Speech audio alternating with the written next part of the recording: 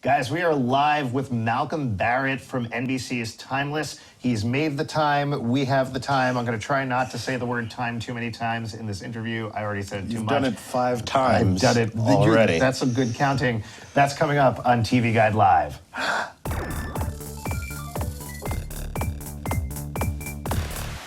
Hey everybody, I'm Alex Zalvin, managing editor for TVGuide.com. That happened. There was a little bit of a cold open. 2 seconds. Yeah, it was 2 seconds. Okay. It's all right. We're working on it. We're going to get better. Okay, all right. No, I love it so far. I like it. Thank you so much. I like what Malcolm, you're doing, Alex. Thank you. Thank you. I got it from the thing. Yeah, there we go. Thank you, Malcolm. Yep, all day. Appreciate it. We're best friends now. You guys are also our best friends, so we're going to ask for your questions. Send them in right now, Facebook.com/TVGuide. I'm a master of segues.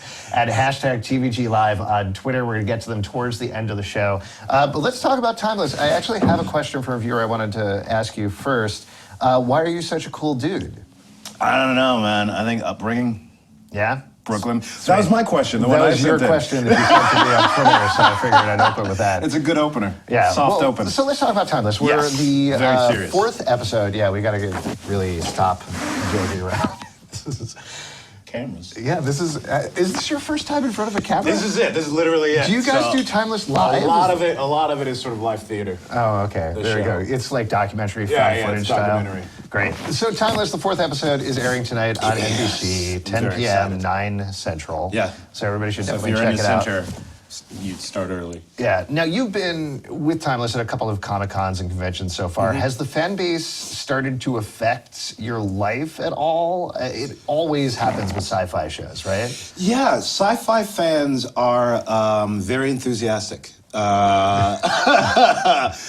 I'm a sci-fi fan, if I can say the word. So I understand. I love the Comic-Cons. I get in there. I think there's a picture of me like jumping into the audience or something like that. So I love that sort of thing. The weirdest thing was, I think, for the very first time, I had people like at an airport, like when I was there, and they're like, "Sign this thing." I was like, "Who are you?" I was like, "Are you just waiting at the airport? Like, you're not even getting on a plane? You're just all right." Was this at a Comic-Con before? No, this was going home. I was like okay. going from Vancouver. I was like, the time it's over. Me being nice to people is over. We had that time. This is my time. Well, so What's Timeless? Timeless. There we go. You guys at home, please NBC. keep account of how many times we say time. There's going to be a special prize at the end of the Yeah. show. There's definitely not a special prize. So Yeah, stay it's like the tuned for secret word with Pee-wee's Playhouse. that. Exactly. It's not that secret, though. It's No, just it's time. very- So the interesting thing about this property, though, What's the interesting thing about the property? is that Timeless, people didn't exactly know what it is. It's a new franchise coming in, but at the same time, it's an Eric Kripke thing, right? Yeah. Are there expectations there? Did you have angry Supernatural fans being like, you better deliver on this, you better be the new Dean or Sam? So far, no one's asked me to be the new Dean or Sam, which, luckily, those, hard shoes to fill. I am the new Rufus. No, we play clips from it, from the show. That's Yes, we that's did. my TV show. The best thing to do is call that out. Yeah, it's good. It's good. It's we had a rabid fan base pretty early on, which was pretty cool because Sean Ryan from The Shield and Eric Kripke from Supernatural and Revolution, and all of them have a host of shows together. They definitely were excited, and there was definitely a family feel to like, what is this new project, and what sort of world are we entering into, and what is this fantasy, and so the very first Comic-Con we had tons of people showing up, and my manager said he had never seen that many people show up for the screening of a series that had not previously existed. You know what I mean? We're not like an established comic book or something like that. We're just like, from the minds of the, a couple idiots. Yeah, I think the thing about it, though, is... My bosses. just call it. We'll edit out that part. Yeah. Oh, it's God. live. We're not going to do it. I think the thing about it is, like, it's an easy, poppy, fun concept to understand, right? Is that what drew you to it originally? No. What drew me to it was the difficulty of being probably the first black person to travel through time on a sci-fi TV show, and in real life. No, I think it's just on television. So, that was very interesting. I felt like the words that I was saying were exact things that I was judging. Oh, hey, we're producer live. Aaron, what's going on? Oh, all right. There we go. This is raising his Magic mic. live television. Look at that. Dick Cavett over here. There we go. Live television. That's a reference for you have millennials. You have a slippery code, I guess. I do. Yeah, I'm a that's all right. smooth criminal. Thank you, Aaron. This is from our Las Vegas episode. I don't know if you guys know that. The Rat Pack, atomic bombs, Kennedy, that whole thing. It's very exciting. Well, you touched on We this raise a the little stakes bit. every episode, by the way. Rufus is such an interesting character. He has usually you look at these things and it's like, oh, it's the tech nerd and he's traveling through Yes. time. But he's not just the tech nerd. No. There's a lot of other things going on. I don't want to get into spoilers necessarily for tonight's episode, but you did touch on the fact that you are an African-American man traveling through time. Yes. So how important was it for you to tackle that in the show, and how do you think the show's tackling it? I think it handles it pretty well. I mean, I think that's sort of, being someone who's a time traveling fan, it's sort of one of those things that are like obvious to people of color, that traveling back anything before, like, I don't know, 3 years ago, 4, yesterday, would be a little more difficult. And I love that the show tackles that. But like you said, there's all these other things. The fact that he's sort of a spy and in effect, in some ways, working for the secret organization known as Rittenhouse. So I think he's dealing with that and sort of the complications of where his morality stand. And then also, he's got, Gia, who works at his office, who he's got a bit of a crush on. So that was the exciting thing, is that, you had that sort of social relevance. And it's amazing, sort of ironic, we have to go back in time to talk about something that's so socially relevant. But at the same time, it had all these other layers, and that's what was interesting to me, is that it had that, and it also had the time travel adventure, the swashbuckling, the shoot 'em up, the running around, the love, the fear, the multi-dimensionality that you want from playing a character or being an actor in general. Yeah, and things get much easier for him tonight when he heads to Nazi Germany, the right. easiest time period for everyone. Exactly. Nazi Germany. Yeah, well, what can you tease about this episode? It's I can tell you a couple big things. Episode It's huge. This is one of my favorite episodes. I think the show gets better every episode, I'll be honest. Tonight we have guest star Sean Maguire, who some of you, the fans of his will know. They're known as hoodies because he was Robin Hood on Once Upon a Time, which is sort of cool because I always hashtag hero in a hoodie for my character. So the hoodies are meeting up today. But he plays essentially James Bond in effect. He plays Ian Fleming, who some may or may not know is the writer of the James Bond book, of the James Bond novels, but also was a spy himself, hence the inspiration for the Bond film. So I know Sean had a blast because, this is sort of the closest he gets to playing Bond right now. And we sort of play with that mystique and that dynamic throughout the show. It's very much a spy episode, an espionage episode, and what these characters go through trying to do that and trying to be spies in 1944 Nazi Germany and how they accomplish that and try and get Flynn at the same time. I think it's going to be real fun. Yeah, I want to thank you on behalf of one of our writers, Caitlin Thomas, did an article last week where she said the show really needs to start getting away from American history. And the very next episode you listened to her went to Nazi Germany, focused on British history. So thanks on behalf of Caitlin. We did that for her. That's really sweet of you guys. Yeah. Now, you mentioned that you touched on this a little bit, but in the previous episode, I think you had you said something where, and the team's finally starting to gel. Yeah. Did you guys feel that on set at the same time? Did it take a little while for you to start working as a trio, as a team? No, I'm sorry for all the Trump-like sniffing. But you know what? We gelled pretty early on. It's, the three of us, Abigail Spencer, who plays Lucy, Wyatt Logan is played by Matt Lanter. We all, during the Hindenburg episode, which essentially shot for about a month, we made friends or not by that time, by the time you're got your knife through the throat of a Nazi on a, Hindenburg while it's going down, you figure out who your friends are. And so that's been sort of us, the three of us. We're also in a very unique position in that we work kind of every day as opposed to the rest of the time team that are in modern days, and we're always going on a different venture, going on a different place, different costumes every week. So we kind of had to gel because, we're working with each other every day, So you either hate each other and love each other, and luckily it was the latter. Yeah. I just want to take a quick pause to remind people, please send in questions, facebook.com/TVGuide, Are people sending? TVG Live on Twitter. They're already sending a couple in. Yeah. Don't look, I'll surprise you with them. That's fine. Well, let's talk about what you can tease coming up, just because there's so many different elements going on in the show, as we talked about. I mean, there's the time travel element, which is fun. There's the character elements. There's the conspiracy element. How do you actually keep all of that straight in your head as an actor? You know what I do? I'll show you right here. I got this is an iPhone. Oh, great! They need product placement. Did you get that at Apple? I don't know what that is. Okay. So I have an episode guide of the entire thing, and this tells me every episode because sometimes we have to reshoot.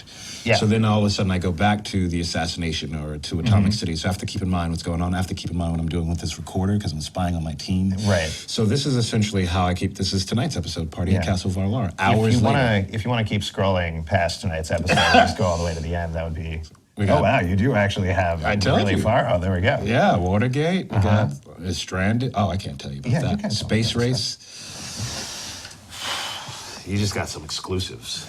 That's exciting, guys. I'll leak it all online. I won't do that. Just screenshot. Well, what else do you want to tease about Rufus coming up? Some big stuff happens with him, particularly towards the end of the episode. There's some big things happen. Well, Rufus is struggling with what it means to be a spy and an agent when all he wanted to do was be a tech geek. And so I think that's sort of brought out by meeting the quintessential epitome of spyhood, Ian Fleming. Mm-hmm. And so I think as a result of their interaction, things happen. It's a hard show to tease because we reveal a new secret or a new thing every episode. There's a sort of turn, so it's hard to go too into it. Mm-hmm. So I will say that meeting this spy while he trains to be a spy is definitely very influential. And I think you'll see, what the show is very smart about is giving you a premise and then sort of subverting those premises. Mm-hmm. So, the way we're traveling, who we go after, I think certain aspects that people think are going to happen every episode might change a little bit and freak people out. And I think it'll be fun. Cool. Before we move on to fan questions, sure, I just let's want to move ask on to you, fan questions. our fans on Twitter are huge fans of Once Upon a Time. Tell us something really embarrassing about Sean McGuire. There's nothing embarrassing about that guy. That's really annoying about him. Is he's really he's hot. I'm looking at him I'm in love. He's got so much, and he's a funny guy. He's actually surprisingly funny. I don't know why surprisingly. I assumed he was very serious and killed puppies, but it turns out that is not the case. That he's just a very nice guy. He's pretty funny, pretty with it, very into the scenes, really cared about playing James Bond. Yeah. He loved playing James Bond. He was just so excited. Kid in the candy store. Yeah, it's interesting. I didn't even actually recognize him at first because he was clearly so into the role and so suave versus you see him all scruffy. Yeah, on the Robin Hood show. You go. I never watched it. Cool. Let's move to some questions from you guys. Facebook.com/TVGuide, #TVG Live on Twitter. You can keep sending them in. Pat on Twitter says, I'm sure you've never gotten this question before. If you could time travel to any point in history, what would it be? Are you tired of that question? This is the number one question asked to me out of this show. And I try to come up with something different each time, but it doesn't always work. I would like to go back to, I would say Jimi Hendrix. I always wanted to chill at a Hendrix concert or something like that to see that, or see some of these greater artists for their very first time outing would be interesting. Yeah.